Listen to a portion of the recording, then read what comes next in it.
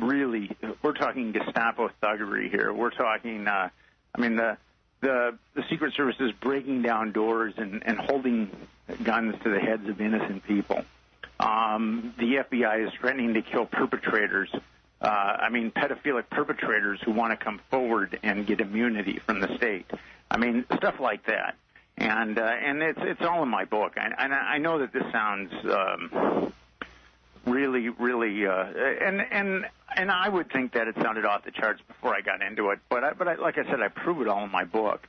And so basically, what you have is you have the Department of Justice, the FBI, and the Secret Service covering up an interstate pedophile network.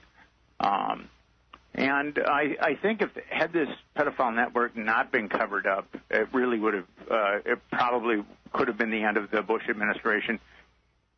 And it certainly would have shown America that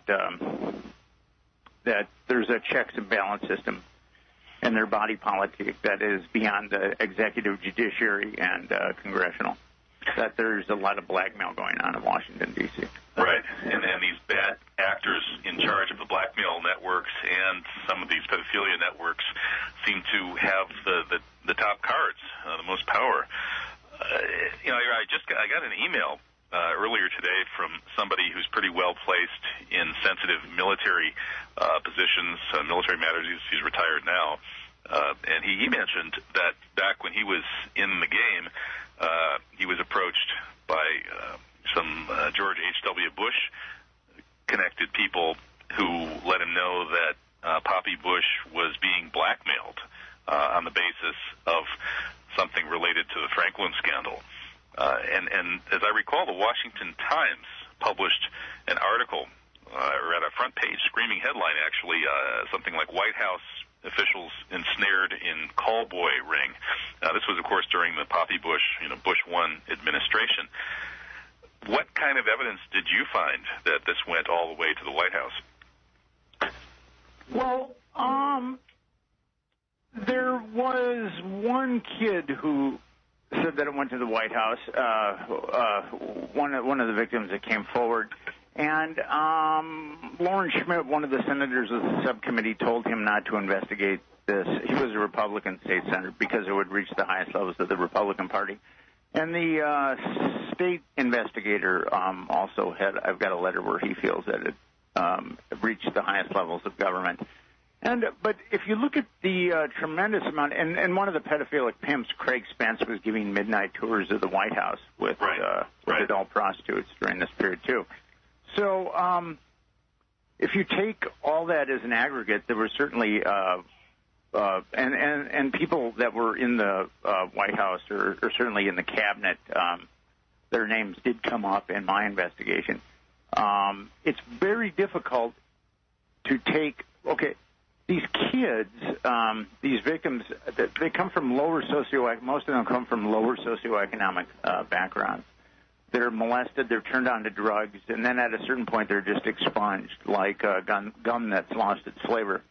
And the system is almost perfect in that respect because how many kids like that who go on to become drug addicts and felons is it going to say, well, I was molested by Senator X or I was molested by cabinet member Y?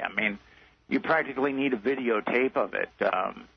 And that's what's sad is that these kids got so damaged by being used as underage prostitutes that they were unable to, that they're really unable to have a lot of credibility because they've compromised themselves with their own activities.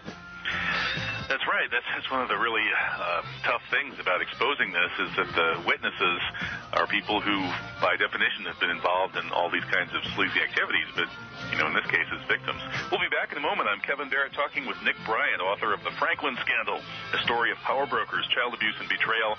Feel free to submit questions to my Facebook page if you're a Facebook person. We'll be right back.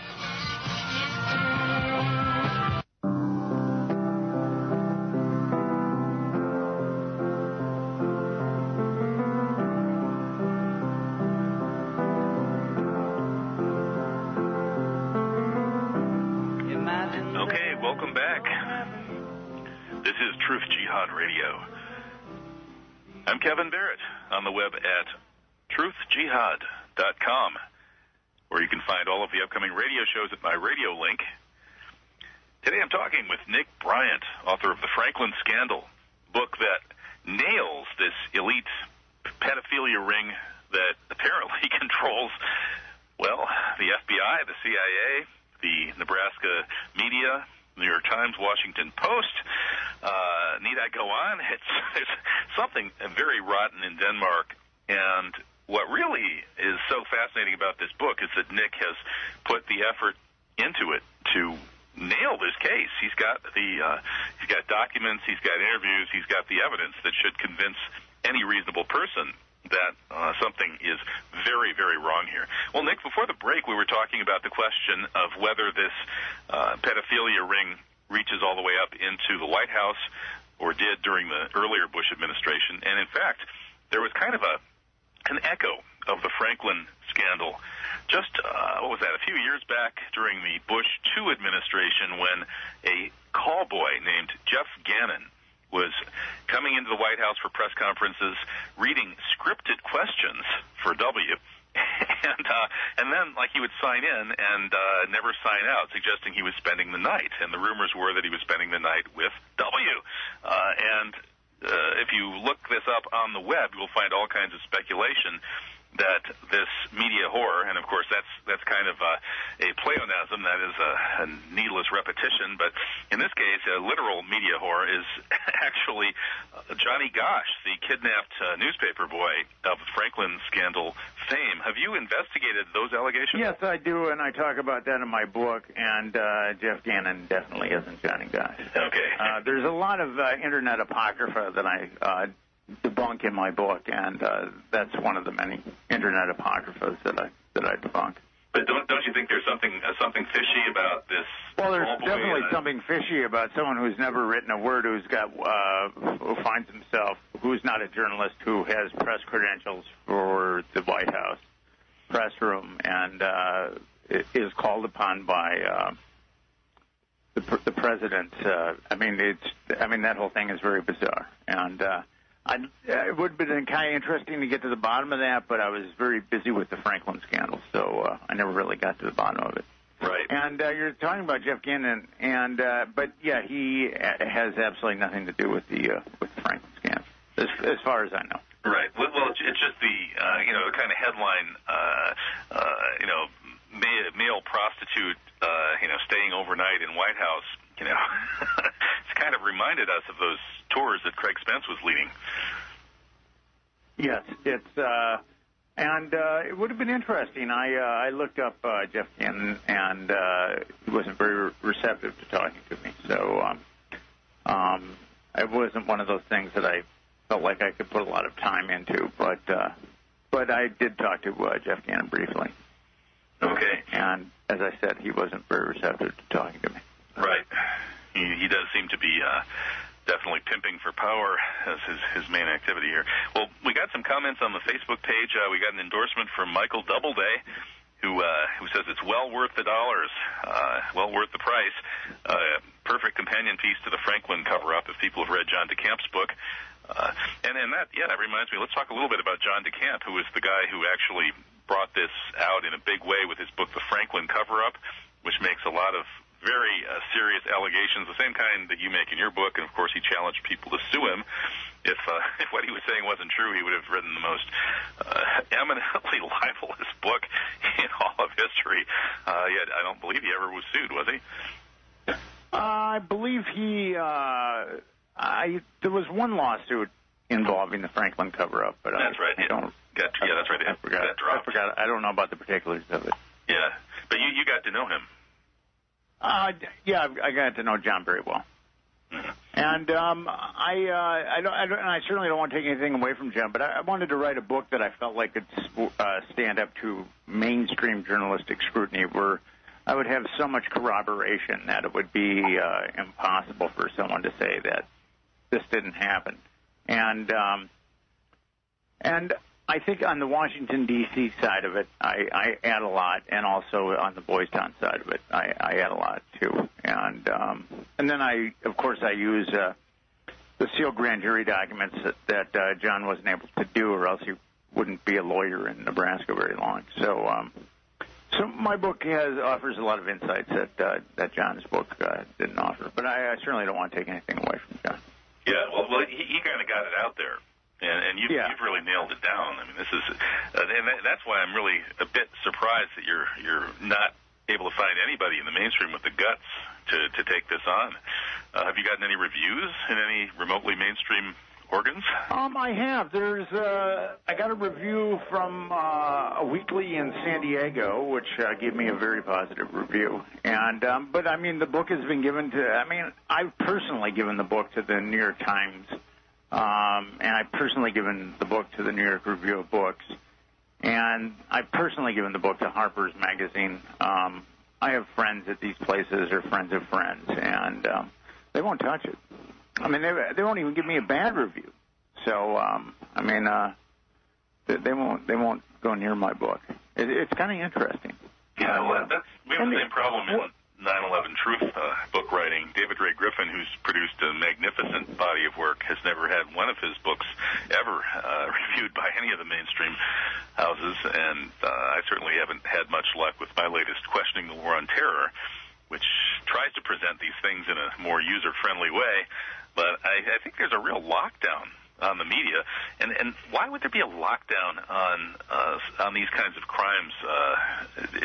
Well, that's what I find troubling. Is here we've got Interstate Pedophile Network that was in operation for approximately a decade, that destroyed scores of children, and you've got the mainstream media just completely sticking their head in the sand like an ostrich. And that's what really troubles me is apparently a lot of people in the mainstream media really don't care about child abuse when they have to put their money where their mouth is. And, I mean, you've got Oprah and you've got Nancy Grace and you've got people like that haranguing against child abuse. And here I have brought them the only book that's published by a publisher about an interstate pedophile network in the United States of America. The only book about an interstate pedophile network in the United States of America, and about its cover-up. And they won't touch it. So I kind of think that it's all right, I guess, if lower socioeconomic children get molested by the score, by the hundreds. But I guess if the children of producers or editors started getting molested, if a pedophile network just started molesting the children of producers, editors, maybe something would happen at that point. But I guess they're all right with the fact that after all, these are just lower socioeconomic children. I mean, that's the only thing that I can think of. I mean, if they go that far, I mean, of course, they might look at my book and say, no, this can't be true. I'm not going to read the book.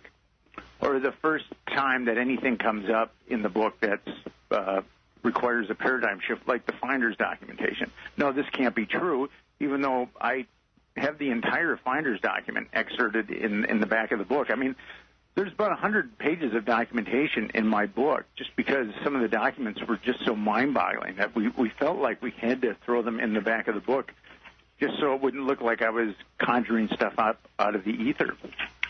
So I'm sure that there's initial denial and looking at my book saying, no, it can't be true, and when you come across something grisly and then you just say, no, it can't be true. But I think if someone really read the book, they will see that it is true, and then they have to act. I mean, then they would have to do something about it. So, or else they would just have to sit with their hypocrisy. Right. And in terms of how this is really working, you know, who's really behind this? Why are they covering it up? It doesn't make sense that the whole elite would be all pedophiles. There must be a small minority of them. Why would the other ones protect them? Chris Milligan, your publisher, in his foreword to your book, suggests that this blanket of national security has been thrown over it. The honey trap of supposedly intelligence agencies use these kinds of sexual activities and films of them to blackmail important targets. And I guess you're kind of obliquely referring to that when you talk about a sort of a hidden control system. How do you think this really is working? I mean, who are these people, and how are they maintaining such control over all of these federal and state organizations, corporations, police agencies, courts, et cetera, et cetera?